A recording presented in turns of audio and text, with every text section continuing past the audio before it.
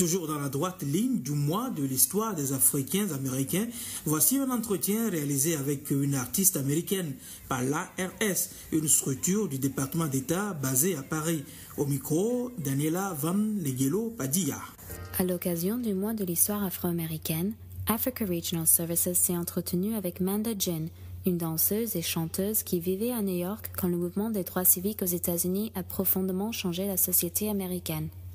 Elle nous a confié ses souvenirs d'avant le mouvement et son expérience de la ségrégation.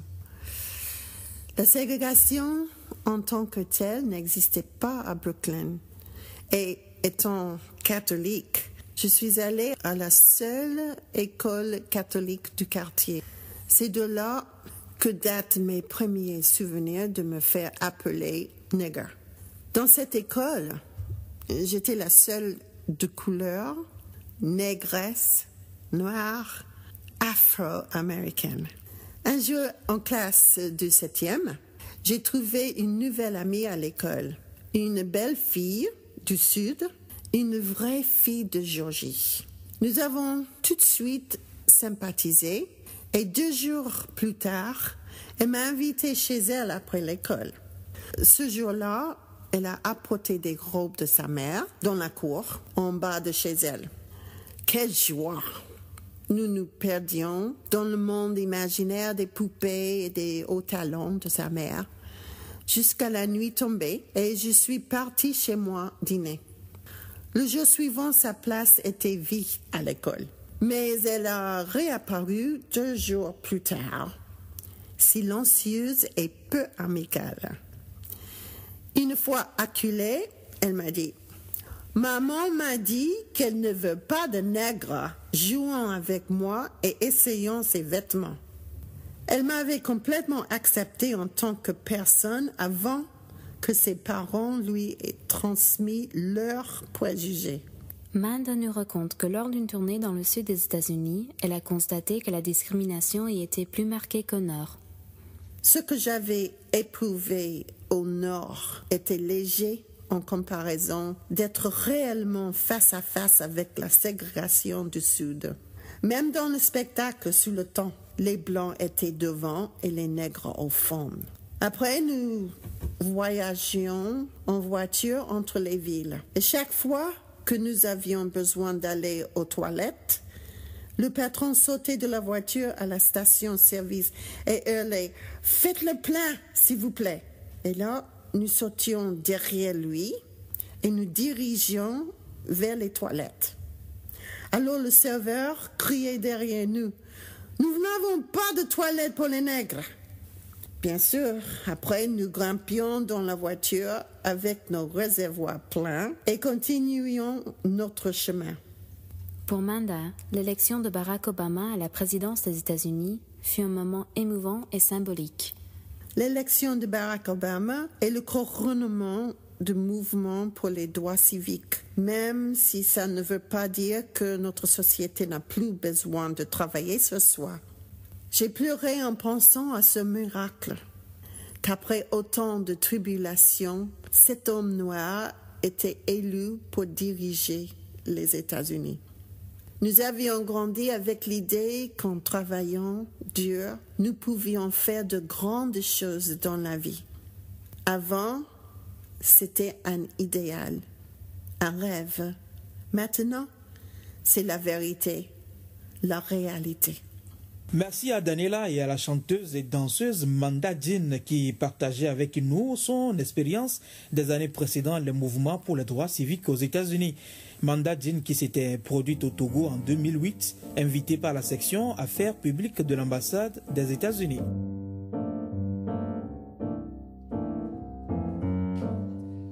Une autre artiste invitée au Togo, et elle est déjà dans le mur, il s'agit de la jazziste Kerry Christ, accompagnée de son guitariste Jeff Hoffman. Kerry Christ chante depuis toujours et débute très jeune dans des groupes de renom tels que la chorale d'enfants du Cleveland Orchestra ou encore la troupe de théâtre pour enfants Kids on Broadway. Vers l'âge de 16 ans, elle fait ses débuts sur la scène jazz avec le big band de son grand-père. Rien de surprenant donc lorsque Kerry Christ part pour Chicago en 1992 afin d'entamer des études en jazz. En 1997, elle devient la première chanteuse dans l'histoire de son université à recevoir un diplôme en études de jazz. Un an plus tard, viendra s'y ajouter une maîtrise en pédagogie du jazz, c'est dire que l'artiste enseigne aussi. Mercredi et jeudi, elle a animé un atelier de musique et charmé la ville de Palimé et d'Atakpamé. Ses premières impressions livrées par téléphone depuis Palimé.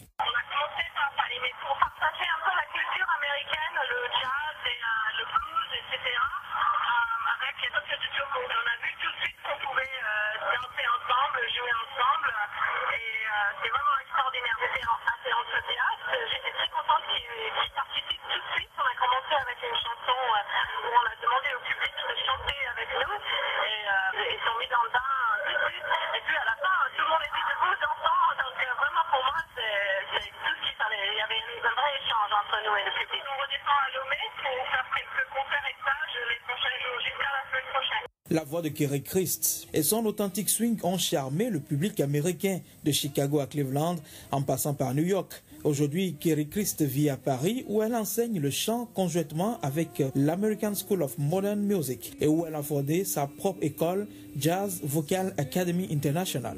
Elle se produit régulièrement dans les clubs parisiens comme le New Morning où elle a joué récemment aux côtés du célèbre Fred Wesley, tromboniste par excellence de James Brown, sans oublier la mecque américaine de la soul à Paris, chez Haynes. Bien que le jazz soit sa passion, on peut aussi l'entendre chanter régulièrement avec le groupe de rhythm and blues Mystery. Qui veulent me prendre, je ne veux pas travailler, je ne veux pas déjeuner, je veux seulement oublier et puis je fume. Voilà donc une musicienne à l'aise dans toutes les situations que nous vous invitons à découvrir. Prêtez une oreille attentive à Kerry Christ pendant qu'elle séjourne au Togo. Ce soir même à la salle Agora Senghor au Bas-Fond, en face du collège Saint-Joseph, Kerry Christ est en concert VIP en compagnie du groupe The Seeds du Togo et de jazz bands comme Dunamis ou Beluga. Des invitations sont à retirer sur des radios partenaires que sont Legend FM, Nana FM et Zephyr. Kerry Christ chante On a Clear Day. You'll see who you are on a clear day. How it will astound you that the glow of your being outshines every star. You feel part of every mountain, sea and shore. You can hear from far and near a world you never heard before on that clear day.